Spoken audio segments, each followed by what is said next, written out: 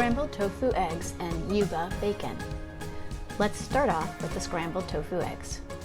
Sauté desired vegetables and set aside. For this recipe, we'll use broccoli, mushrooms, and peppers.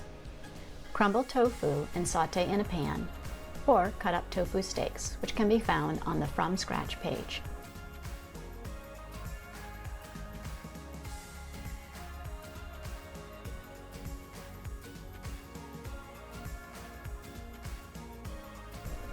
Add cheese sauce from mac and cheese or cheese sauce recipe shown on the From Scratch page.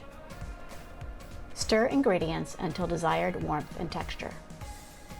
For the yuba bacon, please refer to the yuba recipe shown on the From Scratch page and use the bacon ingredients.